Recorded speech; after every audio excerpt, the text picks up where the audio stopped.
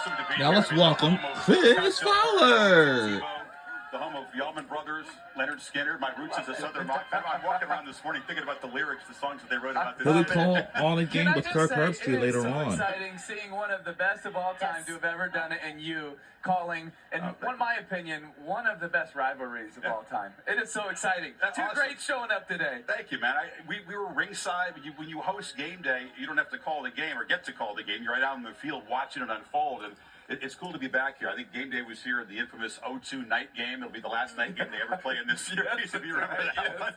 But the storylines are so cool this year, and the history is so rich. And I asked Kirby, you know this better than anybody, but he said it's so deeply personal. I said, tell me why this game stands apart. And he talked about OU Texas. We were at the Red River game. He didn't really know much about that firsthand, but he said this one is so deeply personal. And you read all those stats about how Spurrier came and turned it dramatically.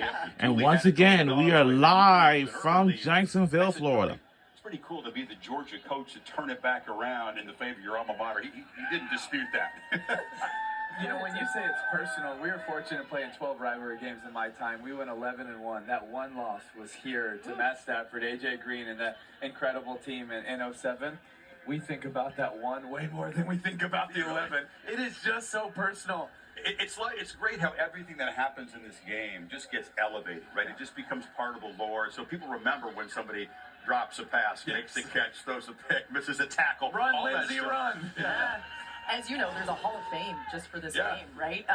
You have spent time with Kirby Smart this season ahead of the game against Texas and other times. What have you taken from him this year? Well, I think that he reinforced in Austin how great a coach he is, why he belongs. Certainly. Now when there's a bowl game, somebody watch it on ESPN2 for He's Field headed towards an all-time great status. He says that he didn't tell his team about everybody on game day picking against Georgia or doubting Georgia. Maybe he's right, but they had a look in their eye before that game, and Kirby certainly had a look in his eye. He was brusque beforehand, but I get it. That team rarely gets a chance to be an underdog, and I told him yesterday, by the way, no one will doubt the dogs for the rest of the year. You cannot count on being an underdog going forward, because it's not going to happen for the rest of the season. CF, you're so right in that. Georgia and Kirby had a different look. Do you see the same look heading into this game today that they had? I'll talk to you after I see the Kirby goes, our team is always business-like. The way that the great Alabama teams were. They did not run out there rah-rah like a college team. They walked out, NFL team, business-like, we're going to kick your ass, and we're just going to be low. B1G count. That's what he wants every year. He doesn't want the teams to be up and down emotionally. Hey, What's on next? Oh, He's going to be on this field. We're going to be very keyed up. let's see. Coming up next is going to be is College football. Oh wow. Is in a good place. And What's on now? there's so many lines in it.